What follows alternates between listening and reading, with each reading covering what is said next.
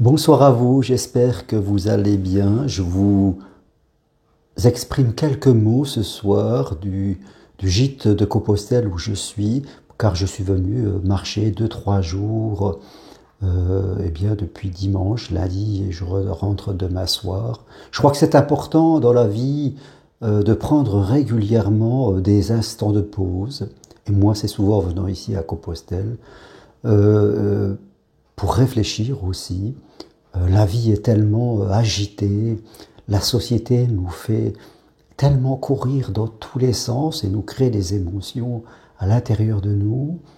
Je crois qu'il faut régulièrement, ça doit être vraiment une hygiène de vie, de faire une pause, 1 jour, 2, 3 jours, pour en tout cas laisser que tout se calme à l'intérieur, aller dans des endroits, faites compte, où il n'y a peu de stimulation commerciale, et ça nous permet en tout cas de revenir au présent et de prendre du recul. Et moi, c'est ce que je fais tous les mois.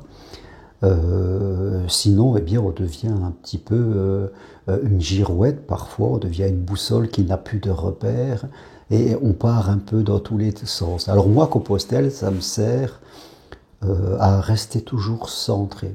Le chemin de Compostelle est vraiment une expérience qui a transformé ma vie et c'est pour ça que je le propose aussi pendant des expériences spirituelles de 4 ou 5 jours à partir de mai, juillet et septembre cette année, pour toutes les personnes qui ont envie de faire le point, qui ont envie de vivre une expérience toute simple et accessible à tous, hein, c'est pas du tout du sport, pour savoir un petit peu où elles en sont dans leur vie, où elles en sont dans la relation qu'elles ont à elles-mêmes, où elles en sont dans la relation qu'elles ont avec les autres, et puis avec le monde et la vie d'une manière plus générale.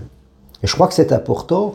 Hein, on se pose la question, quelquefois on peut être célibataire, veuf ou divorcé. On a envie de vivre encore une histoire d'amour. On n'a pas envie de rester seul jusqu'à la fin de sa vie. Et on s'aperçoit que l'amour nous fuit. En tout cas, on n'y arrive pas. Là, on s'interroge. On ne peut pas toujours dire c'est la faute des autres, c'est la faute des gens que je rencontre. Je n'ai pas rencontré ma bonne personne, comme s'il y avait une bonne personne. Non, je crois qu'il faut essayer d'approfondir un petit peu tout cela et d'aller au-delà de ces réflexions intellectuelles.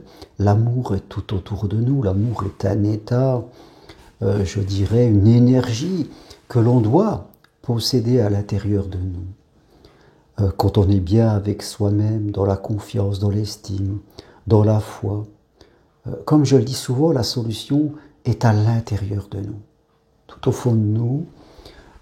Quand on se regarde, quand on décide de progresser, quand on décide d'affronter ce qui nous fait peur, quelquefois des peurs du rejet, quelquefois ça peut être des peurs d'être abandonné. Je crois qu'il faut affronter ces peurs pour pouvoir s'en séparer. C'est la seule façon d'en sortir par rapport à nos peurs. On ne peut pas, je dirais, les mettre de côté, vouloir les éviter, parce qu'en général, elles vont souvent nous dominer. Donc il faut avoir ce courage d'affronter nos peurs, et vous verrez que souvent, tout d'un coup, elles disparaissent. Mais qu'est-ce que ça veut dire affronter ces peurs? Eh bien, c'est en parler, c'est les regarder, c'est essayer de comprendre ce qui se passe.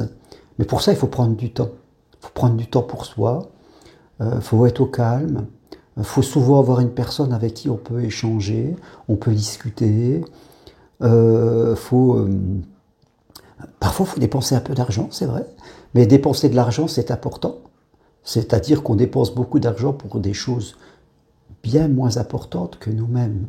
On se paye des abonnements téléphoniques, on se paye des télévisions, on se paye des beaux téléphones, des voitures. Je crois que quand on fait passer le matériel avant nous, eh bien, notre vie ne va pas. Notre vie ne va pas. Chaque jour, nous disons à l'univers, à Dieu, par nos comportements, par nos choix, ce que nous voulons. Et quand on investit sur le matériel, eh bien, on a une vie souvent qui manque de profondeur. Alors oui, si l'amour vous fuit, c'est que quelque chose tourne pas rond en vous. Et c'est pour cela que vous attirez peut-être des personnes qui, elles-mêmes, ont quelque chose qui tourne pas rond en elles. Ça peut être votre imagination de ce que vous voulez vivre, il peut y avoir trop de critères, peut-être que vous n'avez pas réglé des comportements qui ne vont pas quand vous êtes en relation, peut-être que vous faites trop d'interprétations, peut-être que vous ne savez pas vraiment ce que vous voulez, vous êtes ambivalent, peut-être que vous manquez de volonté, vous n'y croyez pas, ou alors vous avez trop de peur. Voilà, il y a quelque chose en vous qui fait que l'amour ne vient pas à vous. Parce que l'amour a envie de venir à vous. Il ne faut pas croire que l'amour n'a pas envie de venir. L'amour, c'est Dieu.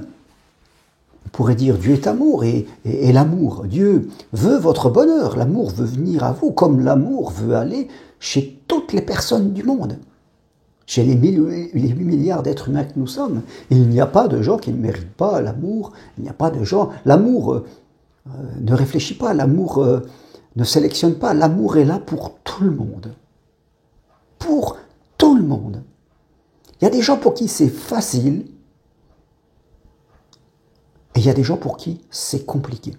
Donc la solution est en vous, pas en l'autre. Si vous attirez, si vous rencontrez des personnes avec qui ça ne va pas, et toujours le même type de personnes, ça doit par effet miroir vous dire « il faut que je travaille quelque chose en moi ». C'est vraiment un chemin spirituel, je dirais. La spiritualité, c'est de dépasser ses peurs pour grandir.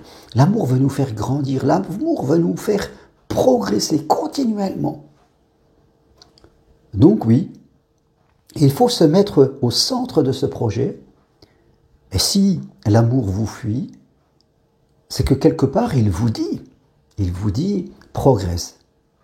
Engage-toi dans ta progression, je t'attends, l'amour vous attend, il est là.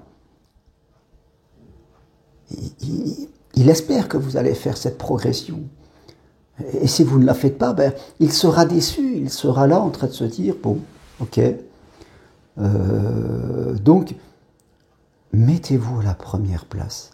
Décidez d'investir sur vous, ça c'est hyper important. Ne laissez pas le matériel passer avant vous. Faites attention à vos habitudes, ne répétez pas toujours la même chose. Ne soyez ni dans les peurs, ni dans les croyances limitantes, ni à vous raconter vous-même que vous n'en avez pas besoin. Vous avez besoin de l'amour pour vous, l'amour pour l'autre, parce que c'est l'essence même de notre vie humaine. Tout le reste n'a aucun intérêt. Tout le reste matériel n'a aucun intérêt, c'est juste de l'emballage. On n'est pas venu sur Terre pour vivre de matériel. On en a besoin, certes. Mais ce n'est pas l'essentiel, c'est pas l'essentiel. Alors oui, si l'amour vous fuit, c'est que vous devez vous mettre, vous, au centre et investir sur vous. C'est voilà ce que vous dit l'amour, s'il pouvait vous parler, voilà ce qu'il vous dirait. Telle une petite voix que vous entendez peut-être à l'intérieur, que vous ressentez, mais que pour l'instant vous n'écoutez pas parce que votre mental fait barrage. Voilà ce que je veux partager avec vous ce soir.